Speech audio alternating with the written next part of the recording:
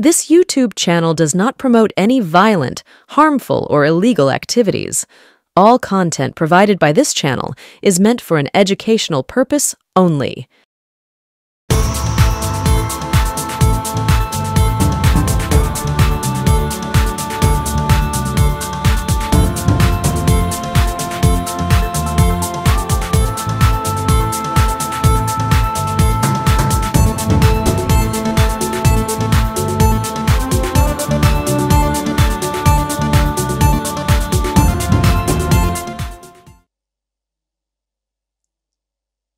নমস্কার, সুপ্রভাত। আমি আপনাদের প্রবীর বিশ্বাস। আপনারা দেখতে শুরু করেছেন প্রত্যেক দিনের অভ্যেস মতো আপনাদের সবচেয়ে পছন্দের চ্যানেল বিশ্বজোড়া বাঙালির আওয়াজ এনকে ডিজিটালের প্রভাতী অনুষ্ঠান থার্ড আই। আমার মনে আছে যেদিন বাংলার বর্তমান মুখ্যমন্ত্রীকে এক্সপেল করা হয়, আমি সেদিন শ্রীরামপুর থেকে ফিরছিলাম। আমি তখন শ্রীরামপুরের সাংসদ। আমি সেকেন্ড ব্রিজের কাছে তখন সোমেন মিত্রের ফোন এলো। সীতারাম কেশরী বলেছেন টেলিফোন করে যে you have to do it, okay তোমায় এক্সপেল করতে হবে, কারণ আমরা করেছি। আমি সোমেনকে বলেছিলাম তুমি করো না, কিছুতেই করো না। কিন্তু সোমেনের উপরে এমন চাপ তৈরি হয়েছিল যে তাকে করতে বাধ্য হয়েছে। আর প্রায়শ্চিত্তটা সেই জন্য কংগ্রেস দলকে আজও করতে হচ্ছে।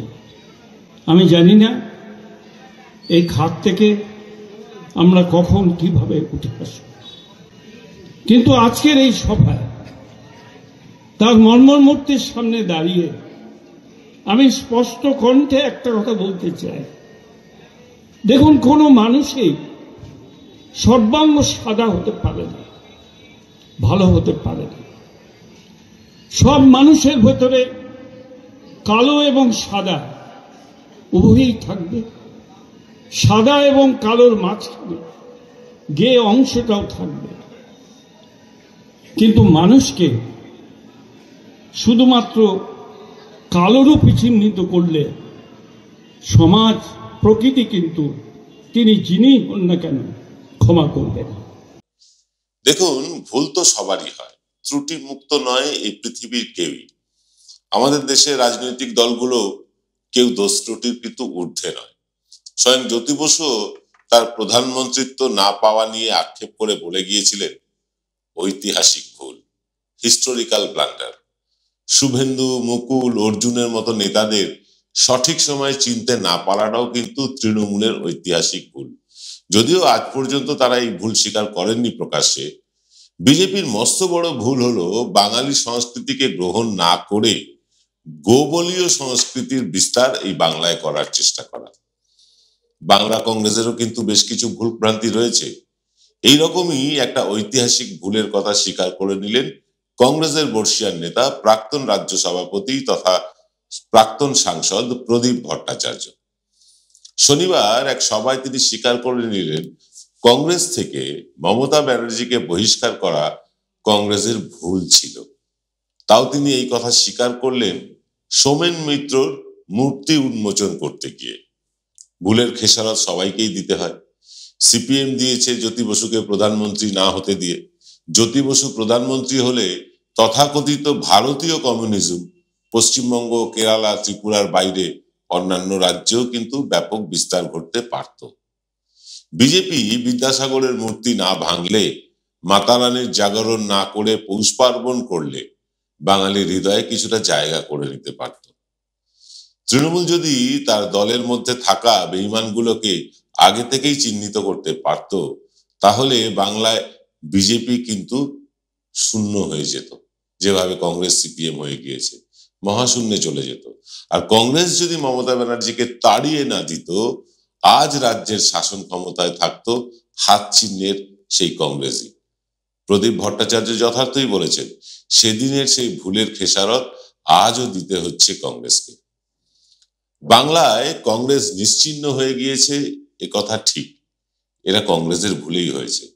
সেখান থেকে ঘুরে দাঁড়ানোর জায়গা আগামী 50-100 বছরেও কিন্তু আর দেখা যাচ্ছে না।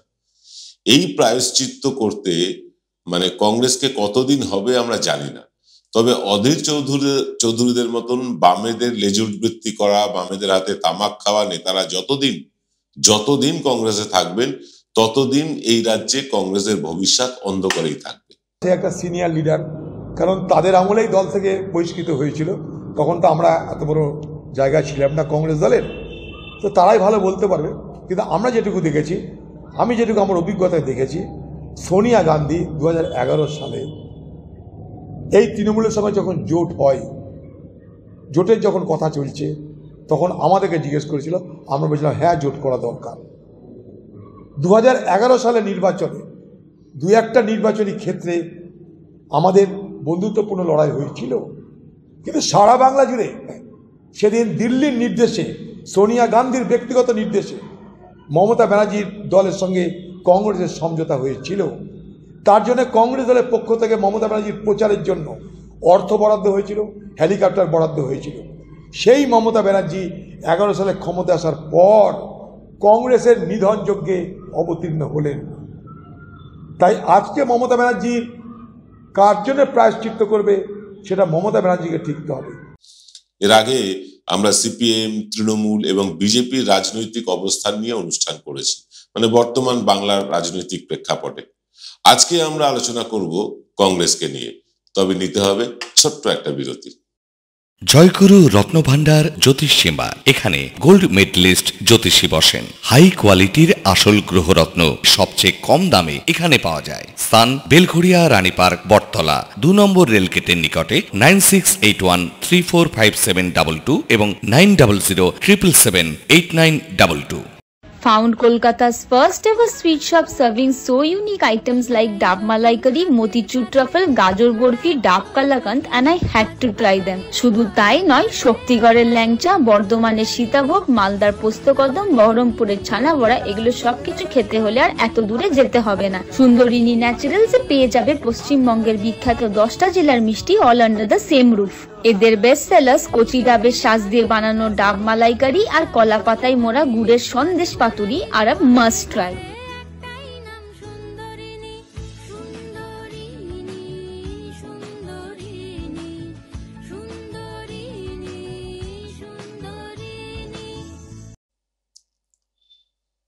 ফিরলাম বিরতির পর। আপনারা দেখছেন এনকে ডিজিটালের প্রভাতী অনুষ্ঠান থার্ড আই। থার্ড আইতে আলোচনা করছি বর্তমান রাজনৈতিক প্রেক্ষাপটে কংগ্রেসের অবস্থান নিয়ে। বিলম্বিত বোধোদয় হয়েছে কংগ্রেসের। কেন বলছি? প্রদীপ ভট্টাচার্য গত শনিবার সৌমেন মিত্রর মূর্তি উন্মোচন করার একটি অনুষ্ঠানে গিয়ে বললেন, মমতা বন্দ্যোপাধ্যায়কে দল থেকে বহিষ্কার করা কংগ্রেসের ভুল হয়েছিল। হ্যাঁ, ভুল তো অবশ্যই হয়েছিল। দেখুন, একটু ফিরে যান, একটু পেছন দিকে ফিরে গেলে যারা ধরুন 80 দশক 90 দশকের রাজনীতি দেখেছেন তারা মনে করতে পারবেন, আর যারা দেখেননি তারা আজকের অনুষ্ঠানটা শুনে বুঝতে পারবেন ব্যাপারটা। দেখুন, কংগ্রেস ছিল পশ্চিমবঙ্গের প্রধান বিরোধী দল। বামপন্থীরাই শাসন করতো, মূলত সিপিএম শাসন চালাতো, কংগ্রেস ছিল বিরোধী দল। কিন্তু কংগ্রেস বিরোধী দল ছিল নামেই, বিরোধিতার লেশ মাত্র তাদের মধ্যে দেখা যায়নি, কখনো দেখা যায়নি। বরং তারা এই সিপিএম এর হাতে তামাক খেতেই অভ্যস্ত ছিলেন। সিপিএম এর নেতাদের আনুকূল্যে তাদের জীবনযাত্রা চলতো, একদম দায়িত্ব নিয়ে বলছি। এই সময় কংগ্রেসের যুব সভানেত্রী হলেন মমতা বন্দ্যোপাধ্যায়। মমতা বন্দ্যোপাধ্যায় দায়িত্ব পেয়েই কংগ্রেসকে একটু চাঙ্গা করার চেষ্টা করলেন, অর্থাৎ বাম বিরোধিতাকে চরম পর্যায়ে নিয়ে যাওয়ার চেষ্টা করলেন, এবং তিনি করেছিলেন, সফল হয়েছিলেন। বামেরা কিন্তু রীতিমতো মমতা বন্দ্যোপাধ্যায়কে দেখে অশনি সংকেত দেখতে শুরু করেছিল, এবং তারা বারবার মমতা বন্দ্যোপাধ্যায়কে থামিয়ে দেওয়ার জন্য তার উপর আঘাত করেছে, প্রাণঘাতী হামলা করেছে, বিভিন্ন রকম মামলায় জর্জরিত করেছে। বহু ঘটনা আছে, আপনারা অনেকে জানেন, অনেকে হয়তো জানেন না। মমতা বন্দ্যোপাধ্যায়কে রাইটার্স থেকে অ্যারেস্ট করে নিয়ে গিয়ে লালবাজারে রাখা হয়েছে। সেই লালবাজার থেকে মাঝরাতে তাকে হেস্টিংসের কাছে একা ছেড়ে দেওয়া হয়েছে। তিনি একা পায়ে হেঁটে কালীঘাটের বাড়িতে ফিরেছেন। এরকম ঘটনা আছে। তার লালু আলমের ঘটনা আপনারা সকলেই জানেন। এরকম বারবার তার উপর প্রাণঘাতী হামলা হয়েছে। সিপিএম চেয়েই ছিল মমতা বন্দ্যোপাধ্যায়কে শেষ করে দিতে, কিন্তু রাখে হরি মারে কে। মমতা বন্দ্যোপাধ্যায়কে শেষ তো করা যায়নি।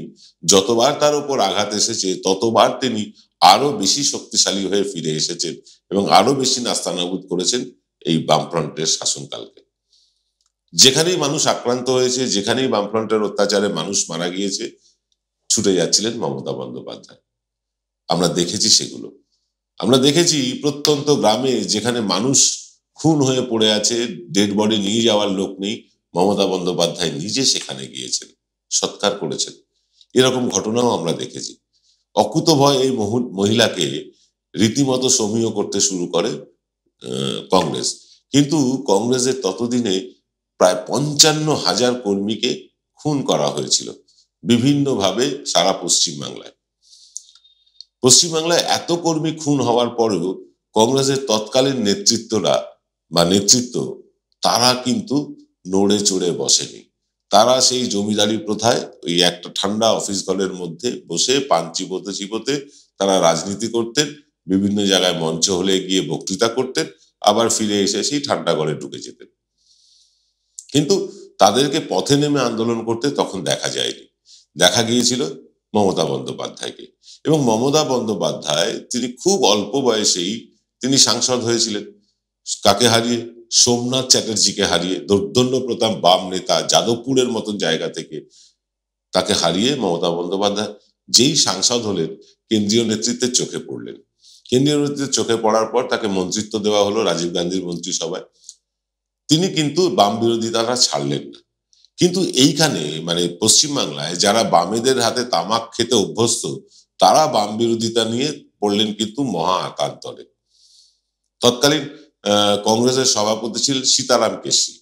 এই সীতারাম কেশরী এবং বাম নেতা প্রয়াত সীতারাম ইয়েচুরি, এই দুই সীতারামের ষড়যন্ত্রে মমতা বন্দ্যোপাধ্যায়কে সরিয়ে দিতে হলো বা সরিয়ে দিলেন সোমেন মিত্র।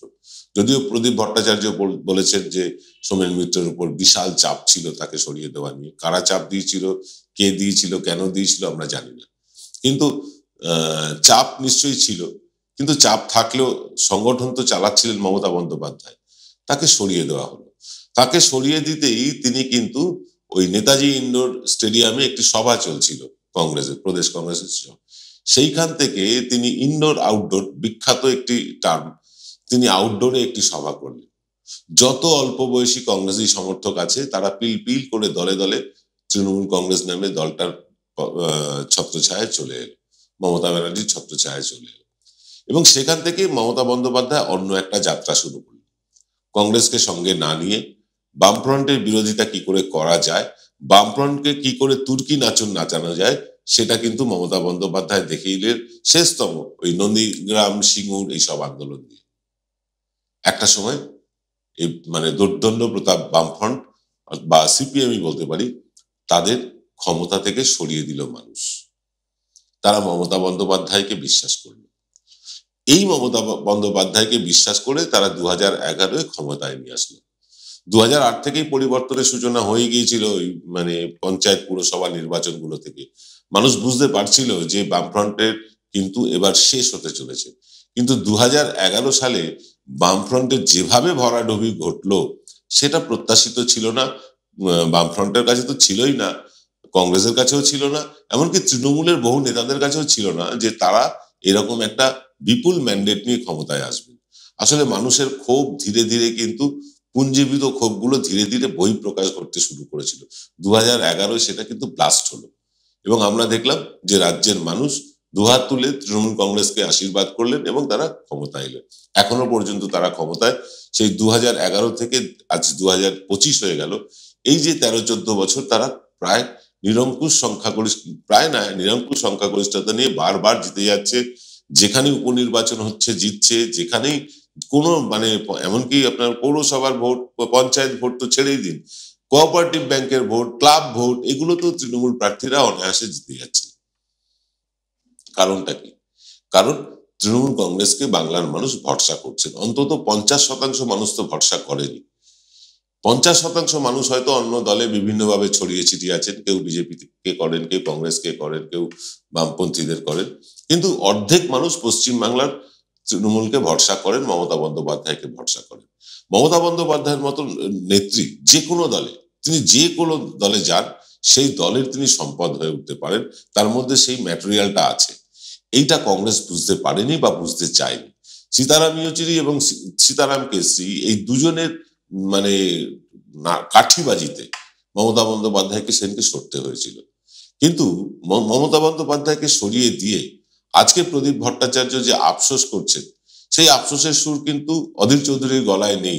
কারণ তিনি তখন কংগ্রেস করছিলেন না, তিনি তখন আরএসপি নিয়ে ব্যস্ত ছিলেন। তিনি কংগ্রেসের সেন্টিমেন্টটাকে বোঝেন না। কংগ্রেস কি সেন্টিমেন্টে চলে সেটা তিনি বোঝেন না। 55,000 কর্মী যাদের খুন হয়েছে, কংগ্রেসের হাত চিহ্ন দেওয়ালে আকার দায়ে যাদের হাত কেটে নেওয়া হয়েছে, গলায় জ্যান্ত কই মাছ ঢুকিয়ে মেরে ফেলা হয়েছে, সাইবাড়ির কথা আপনারা জানেন। আমাদের একটা ধারাবাহিক চলছে 34 বছরের বামেদের রক্তাক্ত ইতিহাস।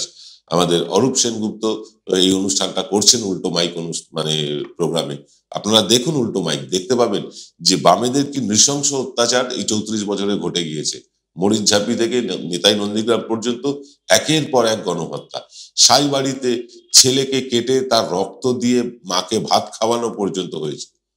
তারপরে তো আরামবাগ আছে, সুচপুর আছে, নানুর আছে, ছোট আঙ্গারিয়া আছে, বালি আছে, বরানগর আছে। পশ্চিমবাংলার এমন কোনো জায়গা নেই যেখানে বামেরা তৎকালীন কংগ্রেসের উপর অত্যাচার চালায়নি, খুন খারাপি করেনি, বা ঘরছাড়া করেনি, বা মিথ্যে কেস দিয়ে জেলে পাঠায়নি। তো এইরকম অবস্থায় মমতা ব্যানার্জি রুখে দাঁড়িয়েছিলেন। সেই মমতা ব্যানার্জি যিনি কংগ্রেসের সম্পদ হয়ে উঠতে পারতেন, অ্যাসেট হয়ে উঠতে পারতেন, এবং যে কংগ্রেসের ঘরানায় তিনি বেড়ে উঠেছেন, সেই কংগ্রেসের ঘরানাতেই তিনি থাকলে আজকে কংগ্রেস পশ্চিমবাংলার শাসন ক্ষমতায় থাকত। কিন্তু তা না করে তাকে তাড়িয়ে দেওয়া হলো, তাকে বহিষ্কার করা হলো। এবং বহিষ্কার করার পরে কি হলো? আসল মূল কংগ্রেস হয়ে গেল তৃণমূল। কংগ্রেস হয়তো নামেই কংগ্রেস, কিন্তু মূল যারা কংগ্রেসই করতেন তারা কিন্তু হয়ে গেলেন তৃণমূলী। প্রায় 90-95% কংগ্রেস পরিবারের লোক এখন তৃণমূল কংগ্রেসকে সমর্থন করে। কারণ এই একটাই, কারণ তারা বামেদের লেজুর বৃত্তিটা দেখতে চান না, যেটা অধীর চৌধুরীরা করে যাচ্ছেন, সেটা দেখতে চান না। তাই 90-95% কংগ্রেসই ঘরানার লোক তারা এখন তৃণমূল বা মমতা বন্দ্যোপাধ্যায়ের উপর ভরসা রাখেন। তার সাথে যুক্ত হয়েছে বিভিন্ন দল থেকে আসা মানুষ বা অন্য দলকে সমর্থন করা মানুষ, যারা এই 13-14 বছরের উন্নয়ন দেখে আপ্লুত, মুগ্ধ। রাস্তা, পাকা রাস্তা, লাইট, আলো, জল, সামাজিক সুরক্ষা প্রকল্পগুলো, কন্যাশ্রী, রূপশ্রী, স্বাস্থ্যসাথী, লক্ষ্মীর ভান্ডার, এইসবে মানুষ কিন্তু বুঝতে পেরেছেন যে এই সরকারটা থাকলে তারা উপকৃত হবে। তাই এখনো 50% মানুষ তৃণমূলের উপর ভরসা করে। এই ভরসাটাই তো কংগ্রেসের উপর করতে পারতেন যদি মমতা বন্দ্যোপাধ্যায় কংগ্রেসে থাকতেন। কিন্তু কংগ্রেসের সেই হিস্টোরিক্যাল ভুল আর শোধরানোর জায়গা নেই। কংগ্রেস আজ এমন জায়গায় পৌঁছে গিয়েছে, শূন্যতা তো ছেড়ে দিন, ভোটে শূন্য আমি ধরছি না, ভোটের শতাংশের বিচারেও কংগ্রেস এমন জায়গায় পৌঁছে গিয়েছে সেখান থেকে ফিরে আসা কার্যত অসম্ভব। এই কংগ্রেসের পশ্চিমবাংলায় অন্তত আগামী 100 বছরে কোনো ভবিষ্যৎ আমার মতন রাজনৈতিক বিশ্লেষকেরা দেখতে পাচ্ছেন না। আপনারা কি পাচ্ছেন? কমেন্ট করে লিখে জানান। আজ এই পর্যন্ত, দেখা হবে আজ রাত্রে আমাদের বিশেষ অনুষ্ঠান এক্স ফ্যাক্টরে। সকলে ভালো থাকবেন, নমস্কার।